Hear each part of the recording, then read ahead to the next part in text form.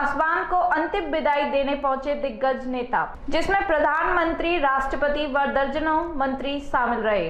केंद्रीय मंत्री रामविलास पासवान के निधन की खबर सामने आते ही तमाम राजनेता और कार्यकर्ताओं ने श्रद्धांजलि अर्पित की। रामविलास पासवान का पार्थिव शरीर दिल्ली के 12 जनपद स्थित उनके आवास पर लाया गया। प्रधानमंत्री नरेंद्र मोदी, राष्ट्रपति रामनाथ कोविंद, रक्षा मंत्री राजनाथ सिंह, केंद्रीय मंत्री रविशंकर प्रसाद, गिरिराज सिंह, डॉक्टर हर्षवर्धन समेत कई अन्य दिग्गज नेताओं ने आवास पर पहुंचकर रामविलास पासवान को श्रद्धांजलि दी। भारतीय जनता पार्टी के प्रमुख जेपी नड्डा ने रामविलास पासवान को श्रद्धांजलि दी। प्रधानमंत्री ने अपना दुख जाहिर करते हुए ट्वीट किया, मैं शब्दों से परे दुखी हूं। हमारे राष्ट्र में अब ऐसा शून्य है जो शायद कभी नहीं भरेगा। रामविलास पासवान जी का निधन एक व्यक्तिगत क्षति है। मैंने एक दोस्त, मूल्यवान सहयोगी और ऐसे व्यक्ति को खो दिया जो हर गरीब की गरिमापूर्ण जिंदगी की सुनिश्चित करने के लिए बेहद उत्सुक था। गिरिराज सिंह ने शोक जताते हुए कहा, रामविलास जी का हम सबको यूं छोड़कर जाना बहुत ही दुखदायी है। वह लाखों लोगों की उम्मीद की किरण बन वर्षों तक लोगों की सेवा करते रहे। ऐसे सामाजिक योद्धा का देहांत भारतीय राजनीति के लिए अपूरणीय क्षति है। प्रभु उनकी आत्मा को शांति दे।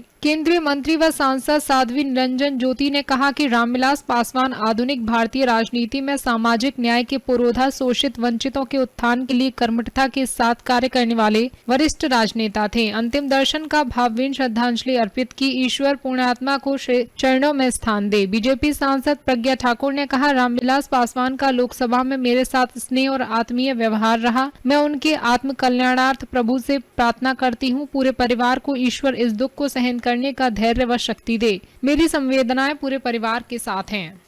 वेद प्रकाश, दिल्ली समाचार 24। एक साथ रहे, सरकार में भी एक साथ अभी थे और जिस प्रकार से मैं लगातार उनका इस दुख की घड़ी में हम बराबर जब भी याद करते रहे, हम लोगों ने उनके बारे में जानकारी बराबर, उनके स्वास्थ्य की सूचना ले रहे थे, लगातार जा रहे थे, उनके परिजन से बात हो रही थी लगातार। और फिर कल की घटना के बाद लगातार वहाँ से यहाँ तक, अभी तक रात में भी देर रात तक यहाँ रहा, सुबह से रहे। आज इनका पार्थिव शरीर पटना प्रस्थान करने जा रहा है। शाम को भारत सरकार के माननीय प्रधानमंत्री जी के निर्देशानुसार और प्लेन से, एयरफोर्स के प्लेन से इनको ले जाया जा रहा है और कल वहाँ पटना में दाह संस्कार होगा। हम सब लोग रहेंगे। कोई ऐसा पल जो इनके साथ आपने बिताया हो और आज आपको बहुत याद आ रहा हो? अनेक क्षण है। 74 आंदोलन के कई घटनाएं हैं। जेपी आंदोलन में जब जेपी पहली बार और वो चरखा समिति से मुंह पर काला पट्टी लगा करके निकले थे और लाखों लोग पीछे हो गए थे। मुझे याद है कि रामविलास भाई, हम लोग आए, कहा देखते हैं ये फिजा, ये देश के परिवर्तन का फिजा है, ये देश के अंदर एक क्रांति होने जा रही है। सचमुच एक गांव का फटा हुआ मजदूर किसान का बेटा आज यहाँ तक पहुँचा। और जब कभी भी हम याद करते थे, मुझे याद है पिछले 2 साल पहले मकर संक्रमण का उत्सव था, ये भी घर में मना रहे थे। मैं भी राजेंद्र नगर पटना में, मैंने टेलीफोन किया, भाई साहब आना है, देर ना करते हुए 20 मिनट में पहुँच गए। जब कभी भी याद करते थे, हर सुख दुख में ये साथ रहे, सबके बड़े विनम्र स्वभाव के। और एक बहुत बड़ी क्षति हम सब लोगों का, एक आंदोलन के साथी होने के नाते आज आँखों में आंसू उनके लिए। सचमुच नैनंग छिन्नन्ति शस्त्राणि नैनंग दहति पापः। छिन्न भिन्न शरीर हो सकता है, जल सकता है, आत्मा अजर और अमर है। मैं उस पुण्यात्मा को प्रणाम। नहीं, देश के कद्दावर नेता थे।